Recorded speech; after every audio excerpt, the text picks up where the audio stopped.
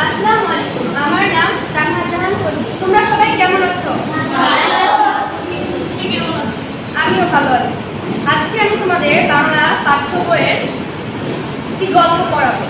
গল্পটার নাম হচ্ছে সুখী মানুষ। তো আমি গল্পটা পড়াবো। তোমরা কি সবাই সুখী? তোমরা যদি সুখী থাকো তাহলে আমি গল্পটা পড়াবো, নাহলে পড়াবো না। তোমরা সবাই সুখী তো?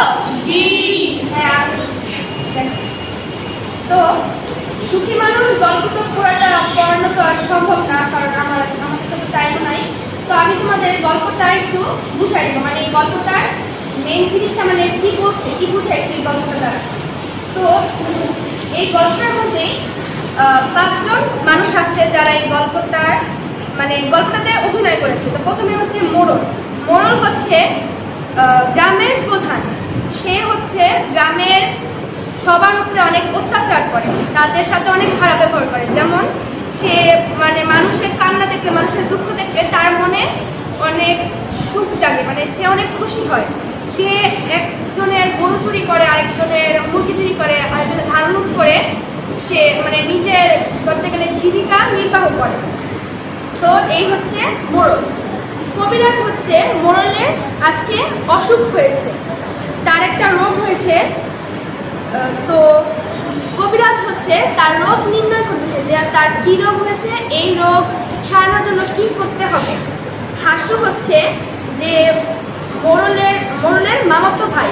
সে হচ্ছে মানে মোড়লের অবস্থা দেখে সে মোড়লকে বলতেছে যে ভালোই হয়েছে, তুমি সবার উপরে এত অত্যাচার করেছো, তো তোমার এটাই প্রাপ্য ছিল, এইসব বলতেছে। আর রহমত হচ্ছে হাসুর হতে গেলে চাকরের মতো, মানে সে যদি সবাই অত্যাচার করে তা হাসুকে তো আর ভালো লাগবে না, যেহেতু ওর বাড়ি থাকে। তো ও হাসু হচ্ছে ওর বাড়িতে থাকে আর কি, ও সব কাজ করে দেয়। আর লোক হচ্ছে মানে এই গল্পটার মেন চরিত্রে একটা মানুষ, সে হচ্ছে আর কি সুখী। লোক হচ্ছে তোমার বনের কাঠ কেটে তার জীবিকা নির্বাহ করে। সে একটা ঘরের ভিতরে থাকে, তো তার সামান্য একটা জামাও নাই, কিন্তু তারপরেও সে সুখী। ঠিক আছে। আর দেখো মোড়লের এত ধন সম্পদ আছে, কিন্তু তারপরেও সে সুখী না। তো এই গল্প থেকে আমাদের এটাই বুঝাইছে যে আমরা মানুষের সাথে যদি খারাপ ব্যবহার করি, তাদের উপর যদি অত্যাচার করি বা মানে এরকম লোভ করি যদি, তাহলে আমরা কখনোই সুখী থাকতে পারবো না। হয়তো আমরা এটা করে কিছু সময়ের জন্য সুখী থাকতে পারবো, তো পরবর্তীতে আমরা সুখী হতে পারবো না। আর যে দেখো যে লোক, তার কিন্তু সামান্য যে কোনো একটা জামাও নাই, তো তারপরেও সে কি সুখী, কারণ সে তার সাথে খারাপ ব্যবহার করে না, সে লোভ করে না, সে মানে যেমন আছে সে তেমনই থাকতে চায়। তো এইটাই আর কি এই গল্পটিটা বুঝেছে। তো তোমরা যেহেতু গল্পটা আগে পড়ছো, তো তোমরা একটু এটা বুঝছো যে এই গল্পটিটা কি বুঝেছে, আমি আর একটু তোমাদের বুঝাই দিলাম। তো এই পাশে দেখো শব্দ অর্থ আছে। তো তোমরা শব্দ অর্থ, তারপরে যে পাশে প্রমিত উচ্চারণগুলো তোমরা তো পড়ছোই। তো আজকে আমি তোমাদের কয়েকটা প্রমিত উচ্চারণ মানে ধরবো, আর কয়েকটা শব্দার্থ করবো। তো তোমরা একটু দেখা নাও শব্দার্থগুলো আর উচ্চারণগুলো তোমরা একটু।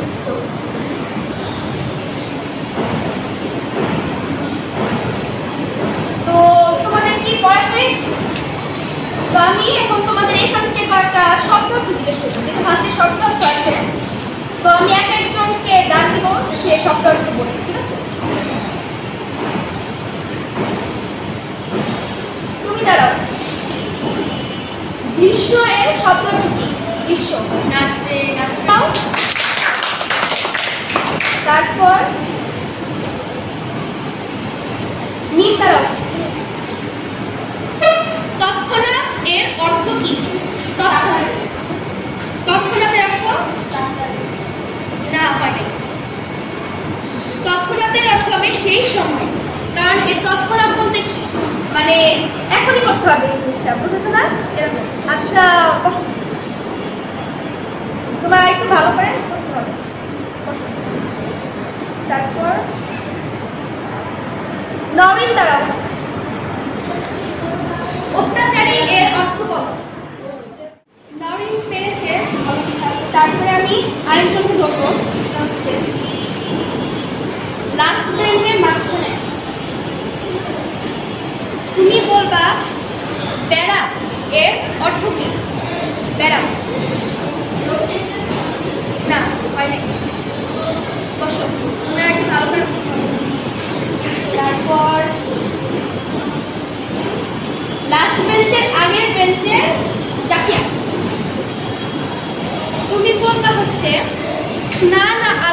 এর অর্থ কি? হ্যাঁ। না, এটা কিন্তু অনেক সহজ। কে পারবা? আমি। আচ্ছা দাঁড়াও, লাস্ট বেঞ্চের এটা পড়া। হ্যাঁ বলছি আপনি। তো শব্দ অর্থ শেষ, কয়েকজনকে ধরলাম। এরপর আমি প্রমিত উচ্চারণ হলো, তো তোমরা একটু করে নাও, রিভাইজ দিয়ে দাও।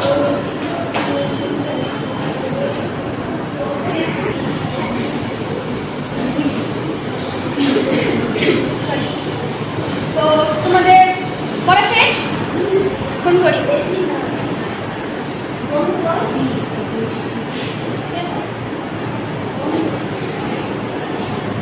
মাসফি দাঁড়াও, তুমি বলো পাগল এর প্রমিত উচ্চারণ বানান সহ বলো। পাগল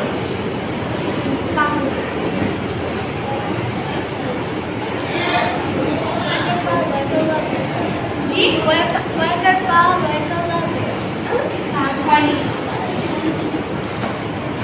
কে পারবা? আমি। আচ্ছা সামনে বেঞ্চে ইরা বলো। পাগল পয়কার পা গ ওকার ল নয় হাতে দাও। তারপর মাসি বসো, পরে রূপা দাঁড়াও, তুমি বলবা অত্যাচারী এর প্রমিত উচ্চারণ। হ্যাঁ মাসি খুলে বলো।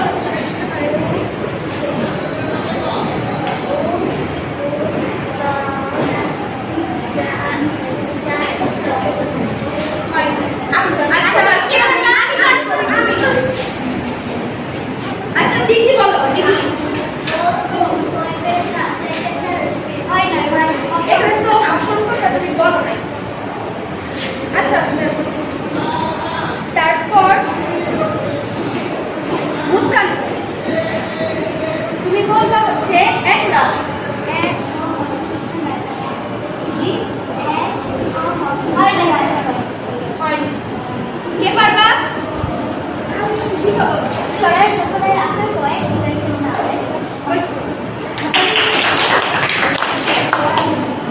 তো এখন তুমি একটু পড়াইলাম, তোমরা তো বুঝছো। তো এখন তোমরা ফিডব্যাক দিবা যে তোমরা এখান থেকে কি বুঝছো, আমি যে এতক্ষণ পড়াইছি তোমাদের বুঝাইছি, এটা তোমরা একটু বলবা, ঠিক আছে? কে বলবা? না না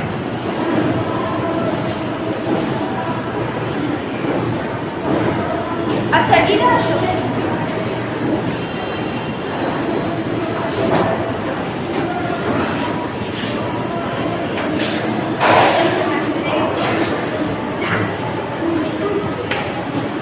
তোমার মানে এতক্ষণ যা বুঝছো সেটা তুমি একটু ফিডব্যাক করো।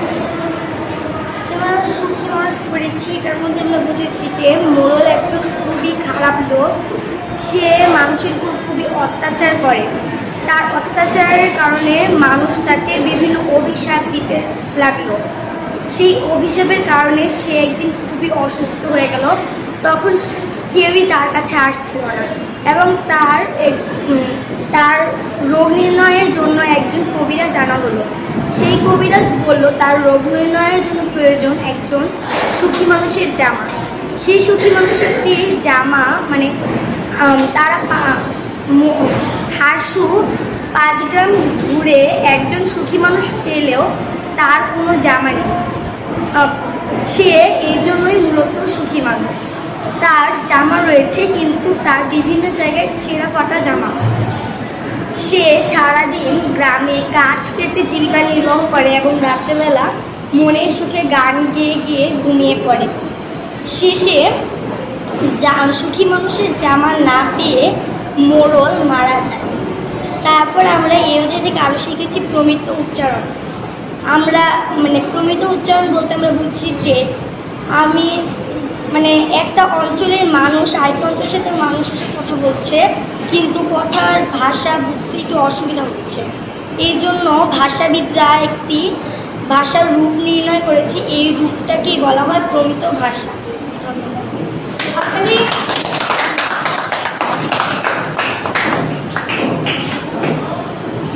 তো আজকে আমরা অনেক কিছু শিখে গেলাম, শব্দ অর্থ শিখলাম, তারপরে এই গল্পটাতে কি বোঝাইছে সেটা শিখলাম। আমরা এখান থেকে অনেক শিক্ষা অর্জন করলাম, তারপর ভূমিতে উচ্চারণ শিখলাম। ঠিক আছে, তো আজকের মতো ক্লাস